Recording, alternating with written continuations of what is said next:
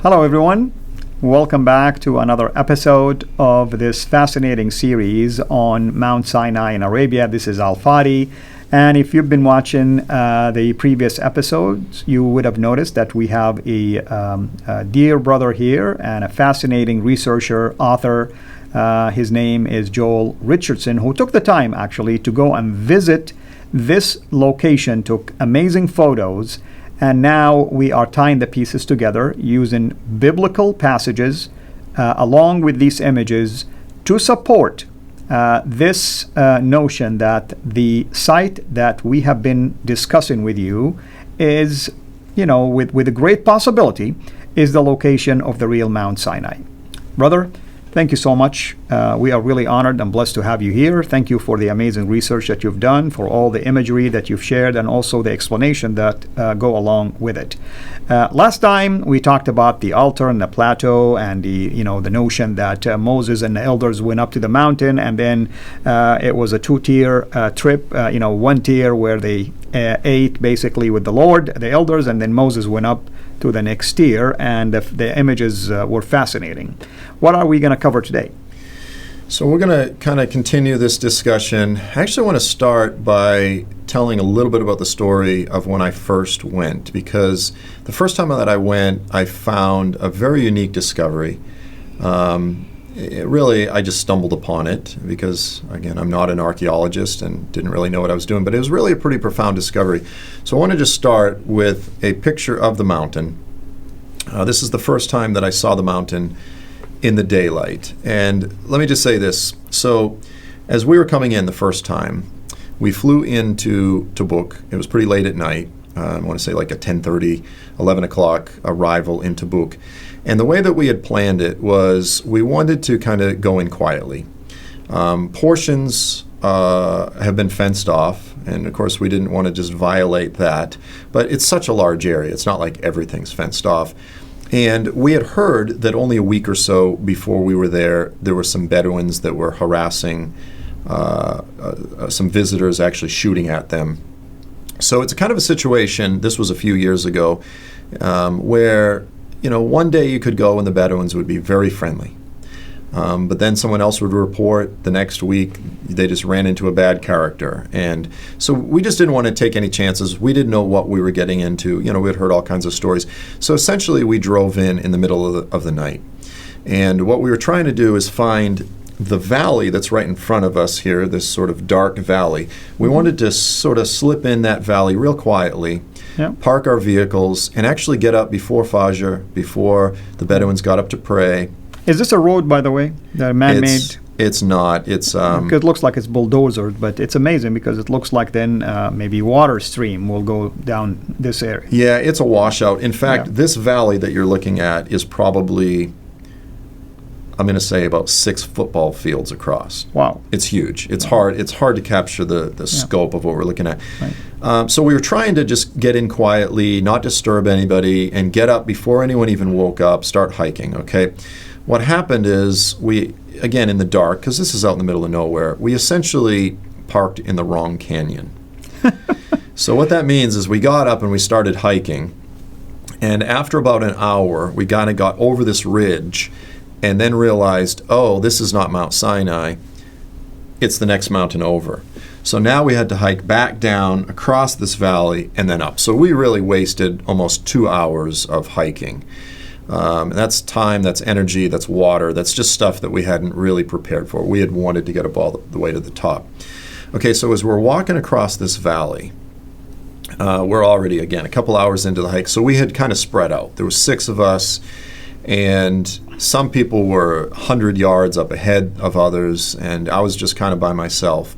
Well, as I was walking up to the base of the mountain, I came upon, I'll just describe it as kind of a rock outcropping. It was just a natural structure, but it was sort of like a small cave. It was a cave that one person could fit in. If there was a driving rain, you're going to get wet. If it was a light rain, it would protect you. And as I walked up to the cave, I saw what was clearly a mural. And it looked like these ancient, caveman paintings type of thing. And so I kind of yelled to the other guys, and I took out my iPhone, and I'm an archaeologist, and I just started taking pictures. Well, so the other guys came over, and here's the first picture, just to give you a glimpse. It was a mural of men, stick figures, shooting bows and arrows. You can't miss it. I mean, it's obvious that that's what they're doing. Yep. Here's another one. There's a close-up. It's clearly a bow and arrow. They're shooting arrows. Here's another picture. And as I said, there's about 30 of them altogether. Some of the paintings have kind of washed off. Now, the way that this worked in ancient times is, I'm not sure what type of binder they would have used, but they would have had some type of earth mineral pigments and painted these. Now, there was probably, I assume, many of these, but the weather erodes them off. Because they were on the underside of this cave. And this is a granite rock, right? Yep. Yeah. Yep, they've been protected. Yeah. And there's actually a picture of a cow. There's a painting of a cow in the midst of this, which is interesting. It's kind of a half picture of a cow. But so I took a bunch of the pictures, and let me just say this too. I sent the pictures to Jim and Penny Caldwell. Jim and Penny are worth mentioning. There are a couple who back in the 90s were working for Aramco, and they went there 14 times with their kids. They took thousands of pictures. They really are the first ones in modern times that got great footage. To uncover this. Wow, that's amazing. Yeah, and they did it low-key. They sent it back, and other people would share it and so forth. But they're the first ones that got video footage, photographic footage, and so forth. So they really keep track of all. So I sent the pictures to Penny, because we actually, believe it or not, had great cell phone coverage out there. And Penny said, "What is that? I've never seen it before." And I said, "You're kidding me. I thought you know about everything out here." And it's such a vast area. You know, you can easily just walk by something like this 30 feet away and miss it. I just happened to walk right up to it, haphazardly. She goes, "I've never seen this before." And so I was like, well, look at that. It's a discovery. But I didn't think much of it. Again, I just thought, well, it's just a hunting scene, you know. So then I texted it to my wife. And of course, she is a sharp student of the scriptures. And she goes, "Oh, that's exactly like in the book of Exodus." I said, "What do you mean in the book of Exodus? Like, I'm not even tracking with what?" She goes, "Yeah, Exodus 19. Look it up, you know." Are you saying I had the wrong guest here? I should have had you. I said, "What do you mean, woman? I'm the Bible teacher here." No, I'm just kidding. Totally kidding. So I looked up Isaiah 19, and I said, "You're kidding me." And once again, just stumbled upon a new discovery that aligns with the biblical narrative. So this is the story where just before, a few days before, the Lord comes down on the mountain in fire. He says this to Moses. The Lord said to Moses, "Go to the people and consecrate them today and tomorrow. Have them wash their clothes and be ready by the third day. Because on that day the Lord will come down on Mount Sinai in the sight of all the people." Think about that. In the sight of the people, the Lord is going to come down in clouds and fire. "However, put limits for the people around the mountain, boundary markers, and tell them, be careful that you do not approach the mountain or even touch the foot of it." Now this painting is right at the foot of the actual mountain itself. And he says, "Whoever touches the mountain is to be put to death. They are to be stoned or shot with arrows." And I looked at it and I said, and it's actually not a crazy suggestion to say, perhaps Moses himself actually painted these. I mean, what are the odds, once again, to have something that is associated with this mountain and specifically mention arrows? Now, it's either Moses and the people did see something, or they wanted to represent the warning, or maybe the story passed on to others, and they knew that that's the location of where that happened. Right. But what's interesting is even just by secular standards, an analysis of this type of, I'm sure there's all sorts of scientific data that you could scrape a piece and test it and this type of thing, but just in terms of dating this type of painting, it falls right within the window of the late Bronze period, i.e. the period of the Exodus. So again, time-wise, it's right there where it should be. And so I joke and I say, you know, this is a warning for those in the United States. We have it, especially in the South, you know, a little sign that says, "Warning, this property protected by Smith & Wesson." You know, and it's kind of no trespassing. Those who trespass will be shot on sight. And, you know, perhaps there were even archers sitting there to fulfill, you know, in other words, in order for the threat of being shot to be real, you actually had to have archers stationed. Of course, the scriptures don't say that, but it makes sense.